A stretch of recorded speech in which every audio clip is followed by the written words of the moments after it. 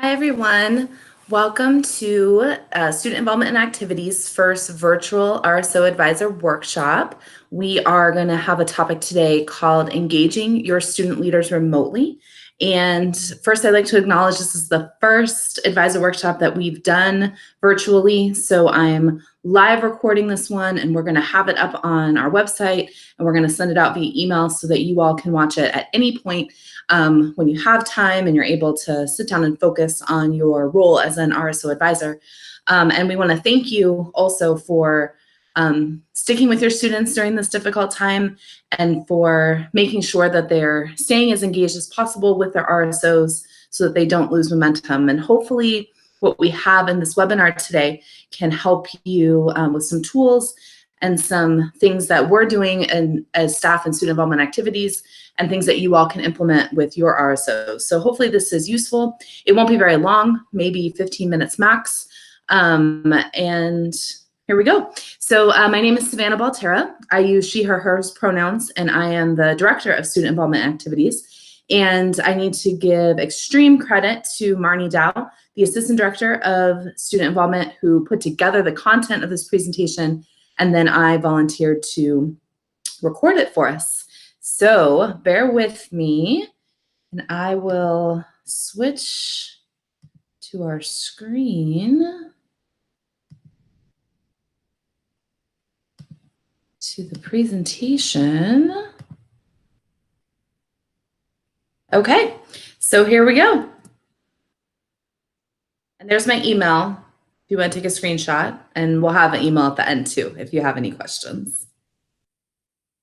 So the first thing that's important to do when you're with your group, with your RSO, or really any group that you're with right now in the situation that we're in, is just addressing the elephant in the room, addressing that this social distancing and being in quarantine is not normal, and it's okay that people are feeling different ways about our situation. So what I've been doing during my staff meetings, and so an activity that you can use with your RSO is on a scale, I'm doing like a scale of 1 to 10. So at the very beginning of our meetings, I'm just have everyone name a number. If they want to give like a 1-sentence description as to why that number, they can, or they can just do the number. So 1 being like, everything is terrible, I am not adjusting well, and 10 being, I am living my absolute best life right now during the social distancing. And so if you're able to get a gauge of like where every member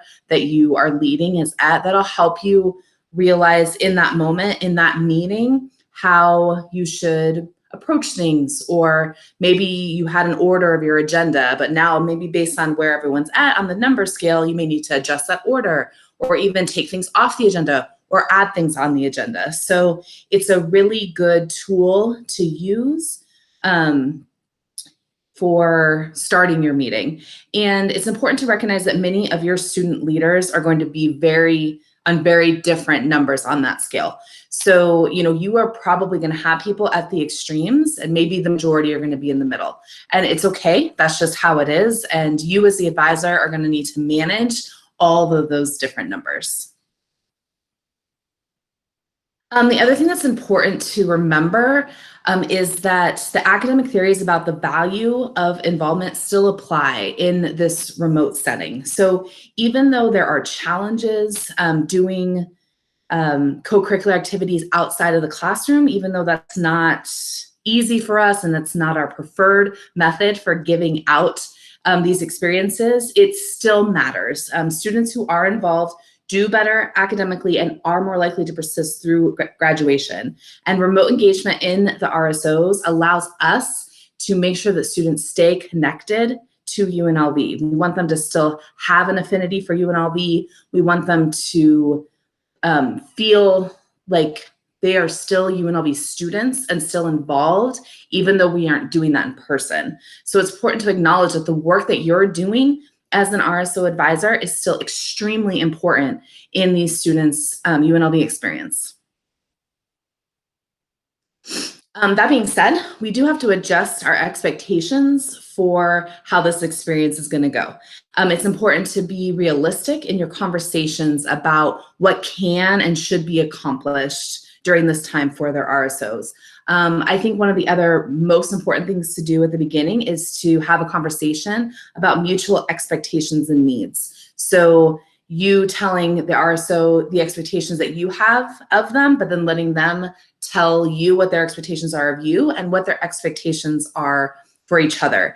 And it's going to have to be okay that some students are going to want to fully engage in the RSOs right now because they're going to want time to focus on their organization.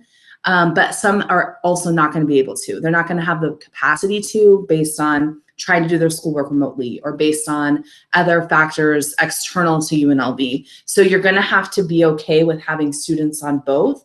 And the students are going to need to be okay that they're going to have to adjust their expectations of each other, and that it's okay in this situation if some students are, you know, pulling more of the weight for the RSO and other students maybe need to take a step back. Another really important point that we're finding is working for us in student involvement activities is to keep meeting regularly, transition from in-person meetings to virtual meetings. But of course, that comes with some things to think about.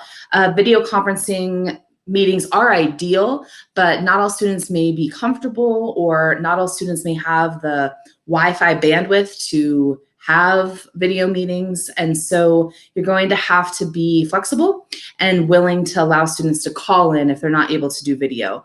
Or if the whole group decides to just do call-ins, that's okay too. But if you can do video, try to do video so that you can get that person-to-person contact through the screen. And the routine of keeping regular meeting times can help provide a sense of normalcy. And so if you can do whatever you can to keep whatever weekly or biweekly or monthly, whatever was normal for your RSO before this situation, try to keep on that schedule as best that you can. This can be a really good time to refocus the RSO's mission, purpose, and values.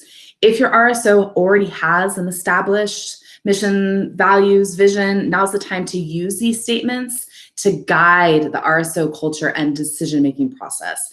Draw attention to what you all kind of are on board for and doing ahead of time before this happened, and like draw on that. Like just go back to the basics, go back to the foundation. That being said, some RSOs don't have a mission, value, or purpose, and that's okay. But if you all are looking for things that you can do remotely, this could be a really good time to create a mission, value, and purpose. You might hear my cat meowing in the background behind the door. So sorry about that. But her name's Rebel, so she's very on brand.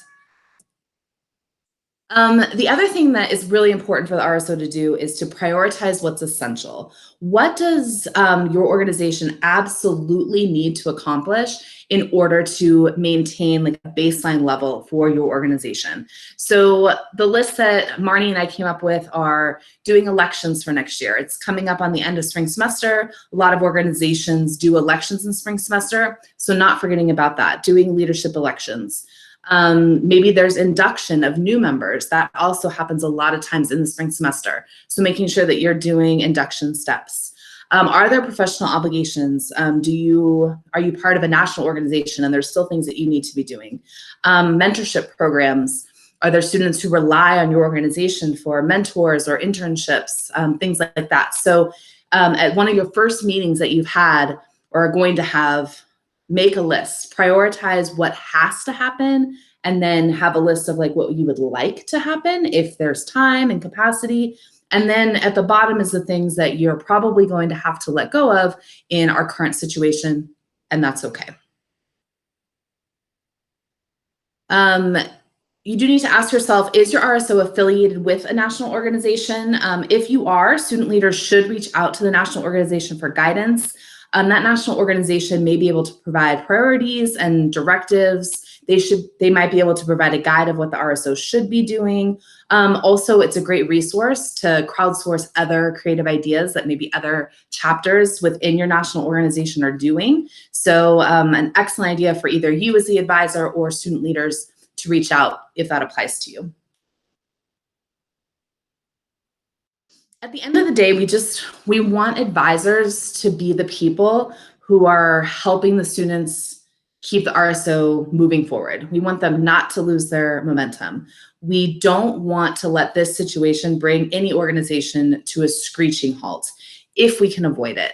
And we have to be okay that it still might happen, or it might look extremely different. And the RSO may be down to, the smallest number they've had, but maybe they're still functioning, and that's okay. So we just want to make sure that we're still providing these opportunities for students, and let the students decide in this situation if they're able to engage and put the time in, or if they need to take a step back. But we don't want to be the ones who are taking away these outlets. We just want to make sure that these outlets are still there for them, and we're helping them along with momentum as best we can. If your group is in a place where they think they can plan virtual programs, that is great. And Student Involvement Activities is here to help you and your organization do that if that's where they're at.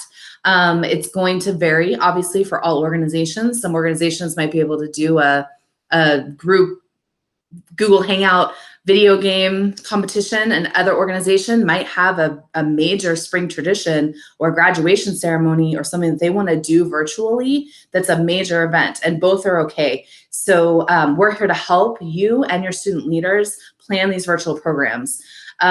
We want to encourage your student leaders to think creatively about meeting their members' needs appropriately. So even if they used to put on a 600-person dance party in the spring, maybe you can't just turn a 600-person dance party into a virtual program, but have conversations and help them think creatively about what was the purpose of that dance program in the first place, like what were the learning outcomes or the intentions of it, and then how can you create a virtual program that still meets those outcomes that maybe doesn't look exactly like it did. And so those are the kinds of conversations that you can have as an advisor, and if you need assistance, you can reach out to us so that we can give you more resources. The other thing to think about is if your RSO usually has required events or required things that have to happen for membership, you all may want to give serious consideration to changing like the wording. If you're able to, you may want to make those things like strongly encouraged or required with exceptions or something like that, because given the current state of our world and what's happening around us, some students don't have any space for anything that they deem extra or co-curricular or not, their basic needs, or not their family, or not their schoolwork.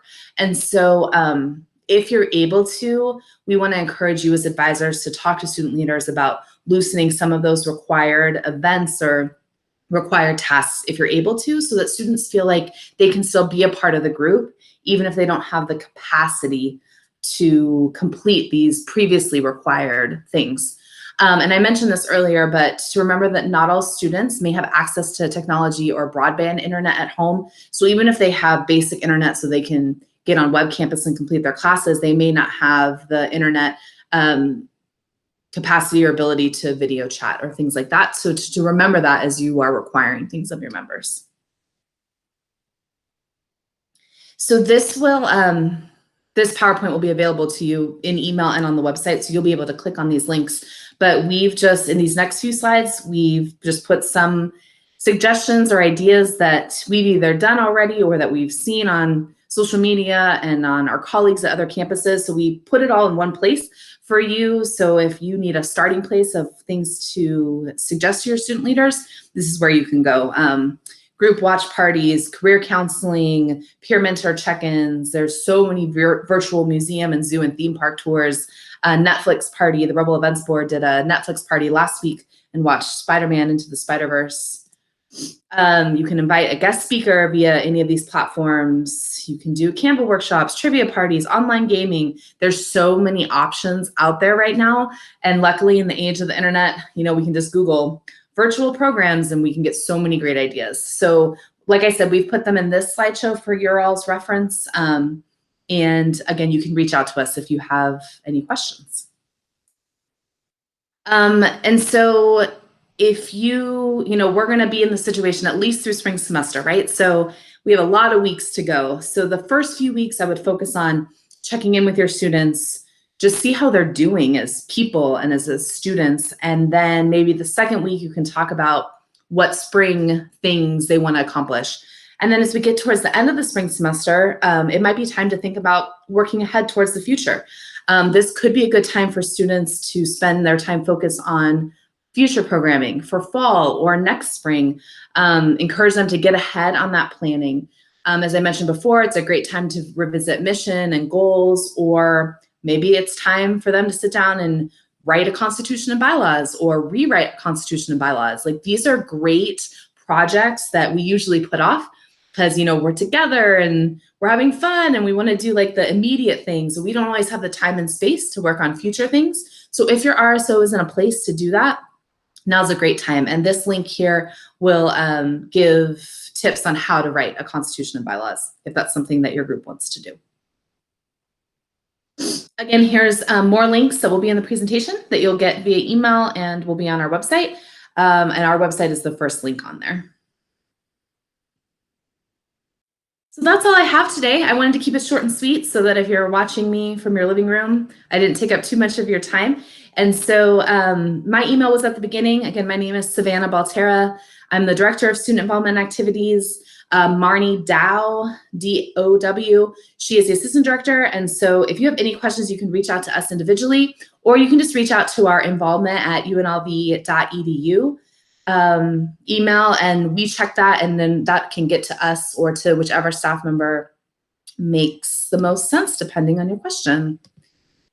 And I'm just going to come back so I can see y'all and say goodbye. And thank you so much for watching. And just know that Student Involvement Activities is here for you. Have a great day. Thanks, everyone.